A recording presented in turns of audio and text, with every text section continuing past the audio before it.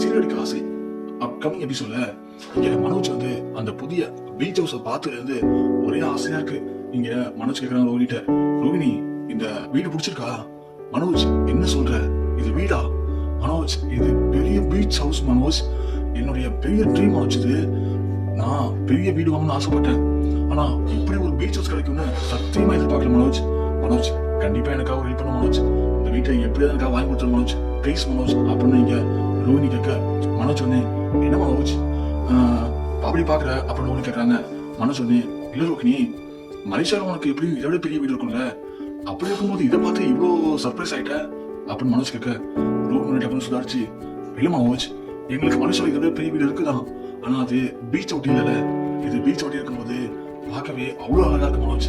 மனோஜ் எனக்கு இந்த வீட்டை வாங்கி தருவியா அப்படின்னு கேட்க, இன்னொரு நீ இப்படி கேட்ட, உனக்காக தான் நான் ரொம்ப நாள் சொல்லியிருந்தேன் ஒரு புது வீடு வாங்கணும், அது பெரிய வீடா இருக்கணும்னு சொல்லிட்டு.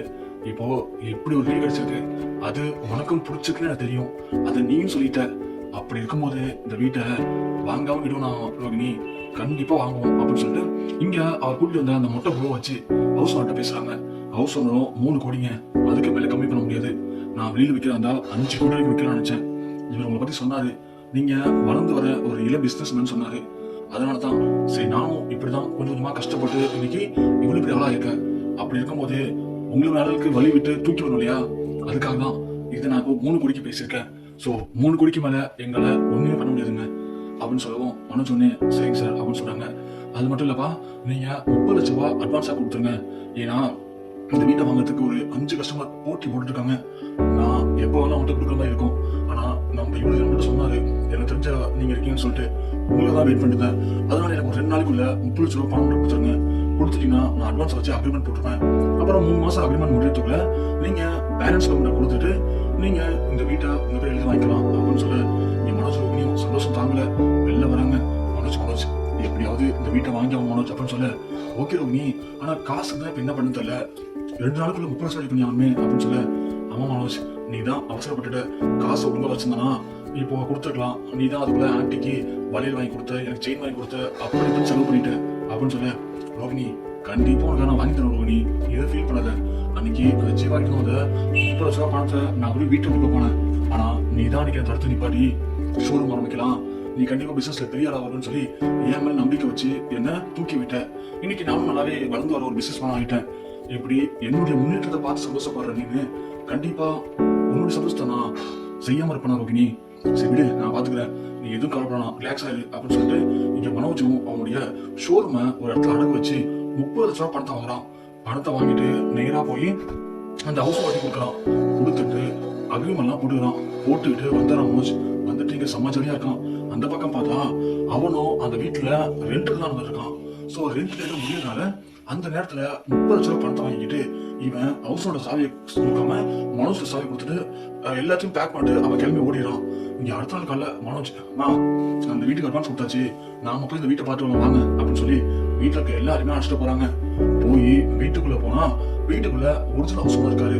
அவரு எல்லாம் பார்த்துட்டு, ஹலோ என்ன அங்கே இல்லைங்க, யார் நீங்க, வாடகைக்கு வந்தீங்களா அப்படின்னு கேட்க, மனதுனே ஹலோ சார் நீங்க யாரு, எப்படி உள்ள வந்தீங்க, இது என்னுடைய வீடாச்சு அப்படின்னு மனசு சொல்ல, ஏ தம்பி கபடி பண்றியா, ஓ வீடா, என்னப்பா என்ன கனவு கண்டுட்டு இருக்கியா அப்படின்னு சொல்ல, சார் இந்த வீட்டை வாங்குறதுக்கு 30 லட்சம் ரூபாய் தள்ளி கொடுத்தாச்சு, அக்ரிமெண்ட் எல்லாம் போட்டாச்சு, நீங்க ஃபர்ஸ்ட் கிளம்பணும் போல அப்படின்னு சொல்ல, தம்பி என்ன விளையாண்டுட்டு இருக்க, இது எங்களோட வீடுப்பா, நாங்க இப்போ 30 லட்சம் பணம் வாங்கணும், எப்ப அக்ரிமெண்ட் போட்டோம், சார் நீங்க இல்ல சார் இன்னொருத்தவங்க தானே, இன்னொருத்தவங்க தான், இதுக்கு முன்னாடி இங்க வீட வாடகை தான் விட்டுருந்தேன், அவங்க வீட்டை அக்ரிமெண்ட் போயிட்டாங்களே, நீ யாரு அப்படி கேட்க, என்ன வாடகை விட்டுருந்தீங்களா, அப்ப அவங்க ஓனர் இல்லையா அப்படின்னு மனசு கேட்க, தம்பி பார்த்தா படிச்ச பையனா டீசெண்டா இருக்கு, ஏப்பா ஒரு அக்ரிமெண்ட் போறது மாதிரி டாக்குமெண்ட் யார் பேர்ல இருக்கு, அவங்களுடைய ப்ரூஃப் எல்லாம் வாங்கி பார்க்க மாட்டீங்களா, இது என்னுடைய பேர்ல இருக்கு, டாக்குமெண்ட் என்கிட்ட இருக்கு, நீங்க போலீஸ் ஸ்டேஷன் போனாலும் சரி கோர்ட்டுக்கு போனாலும் சரி யார்கிட்ட வழங்க சொல்லுங்க, 3 மாசமா ஒருத்தர வாடகை விட்டுருந்தேன், அவன் நேற்று காலி பண்ணிட்டான், இன்னைக்கு வீட்டை திரும்ப ஒயிட் வாஷ் பண்ணி வேற யாருக்காச்சும் லீஸுக்கு விடலான்னு வந்திருக்கோம்,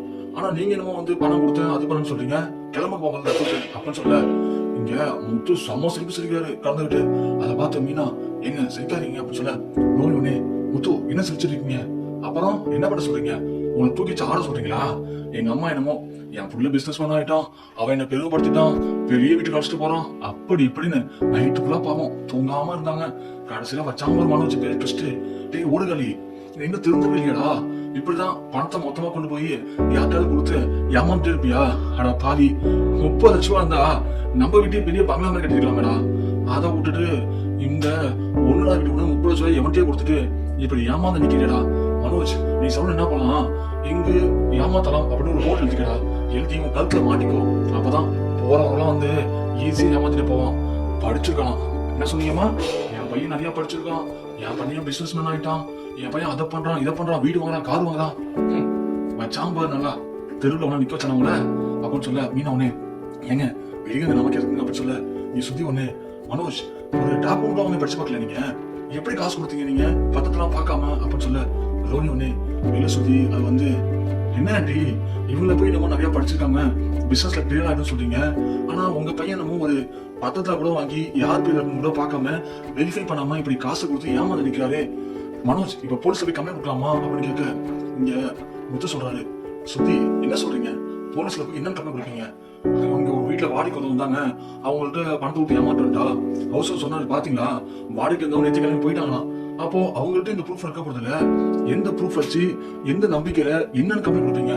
இவங்க பணம் கொடுத்ததுக்கான ஆதாரம் என்ன இருக்கு அப்படின்னு கேட்க, இங்க மனோஜ் திரு முடிக்கிறாங்க. அவ்வளவுதான் பல குரல் பணம் கோவிந்தா ஏற்கனவே 27 லட்சம் ரூபாய் அப்பா பணத்தை முடிச்சான், மீனா நகையை முடிச்சான், இப்போ எங்க இருந்து 30 லட்சம் ரூபாய் தெரியல அதையும் முடிச்சிட்டான். ஒரு போக்க பார்த்தா எனக்கு என்னமோ மனோஜ கடங்காம சேர்ந்து கடனை கட்டுறதுக்கும்